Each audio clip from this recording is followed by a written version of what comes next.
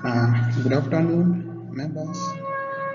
This is Group 6 presenting the SRS document.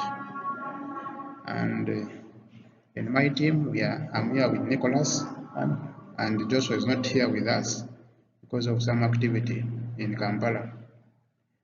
And we are here to present our SRS document for our system. That's Arua Blood Bank Management System. So when we went there, we discovered that the current system in Arua Blood Bank is having issues, and the employees complain of one, the system does not allow other hospitals to request for blood.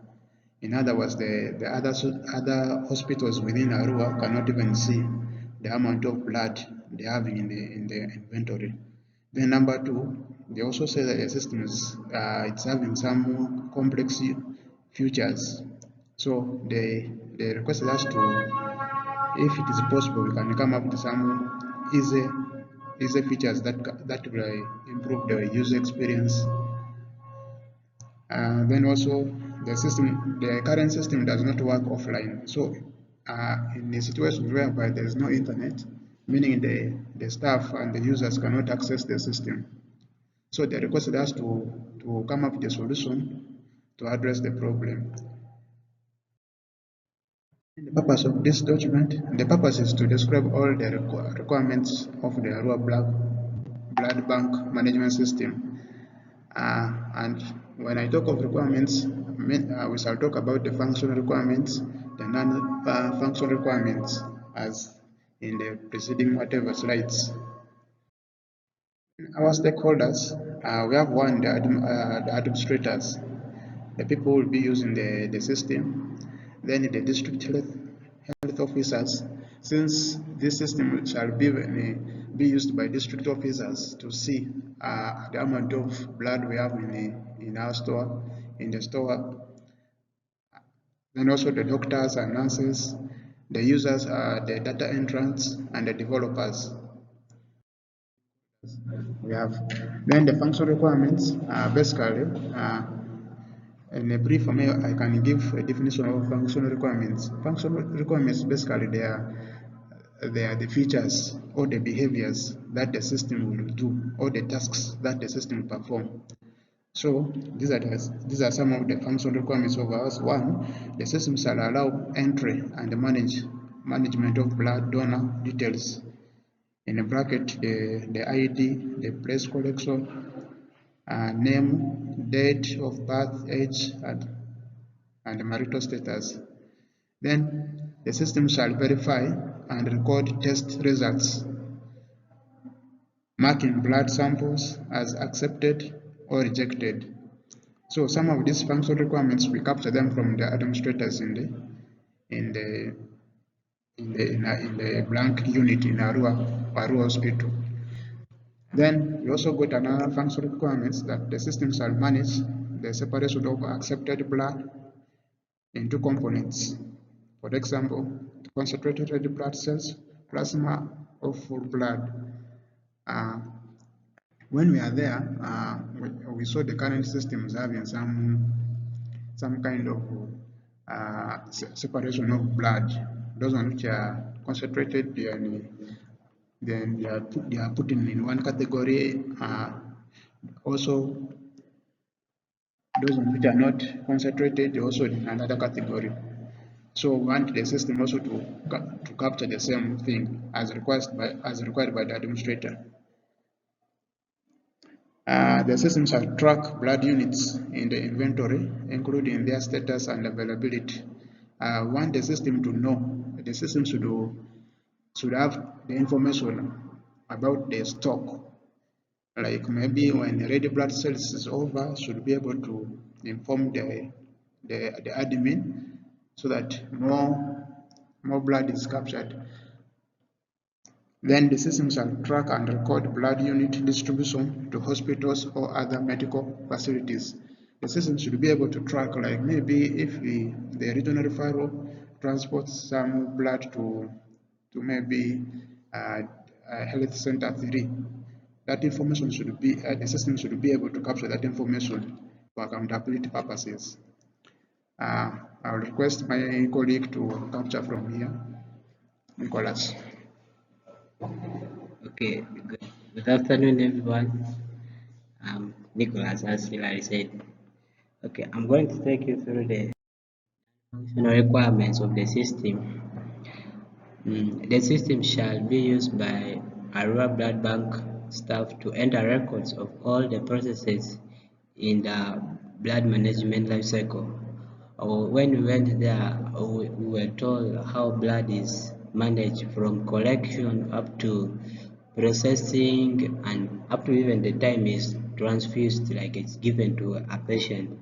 So there are processes that are supposed to be recorded, and this will be the responsibility of the system will be able to capture all those processes. Then the system also will be user friendly because they currently complain of the current system they are using. So we are going to try to make ours user friendly by using a GU which is going to be so friendly and very easy for any other user to use.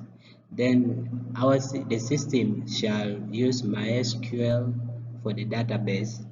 Yeah, we're going to use MySQL for the database because it is one of the database that we can easily navigate and utilize very well. Then the system shall be web-based and authorized personnel will be able to access it from wherever they are because you can even just log into the system using your phone. Yeah, because nowadays we are going in a digital world where we can't just make an offline system which is relying on the assets that are within the company. At least the system should be web-based and everyone can access it from even the manager can decide to work from home.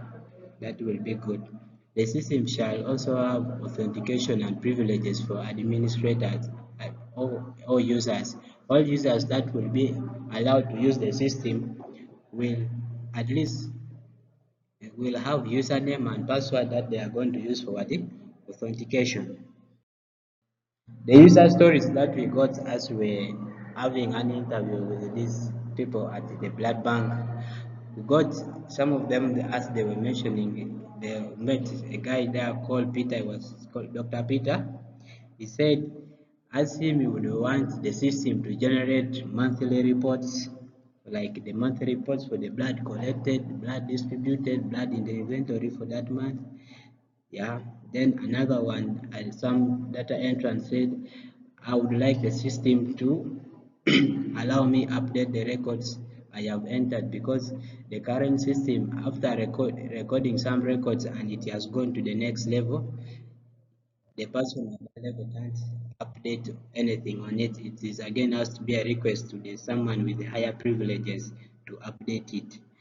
Then the inventory manager, I would like the system to show the amount of blood in the inventory.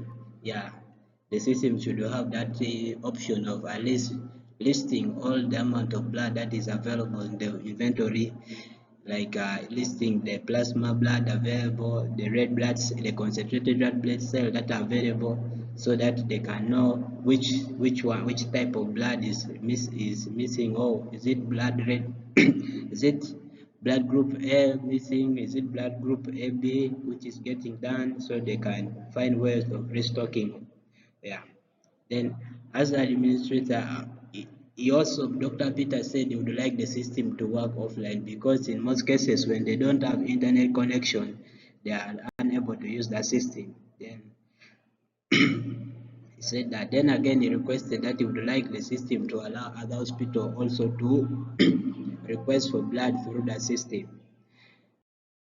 So validating the requirements as these requirements of the system, one of them is identifying the stakeholders as we have identified them in our document, who are the staff at the blood bank and the health officers within Arua, so Arua Hospital and Arua as a whole.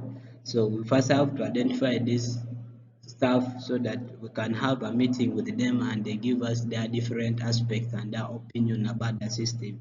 Then we shall again organizing meeting with the stakeholders is another way of validating their requirements. We organize JAD meeting, we're going to organize JAD meetings and in these meetings at least all the stakeholders will be able to give us the different view of the system, and we be able to harmonize their different views, because all of them are not going to have the common aspect of the system or the common need or requirement that they require the system to do. So at the end, we have to find ways of bringing harmony between their different requirements and need of the system, because others may not be easily visible or easily implemented.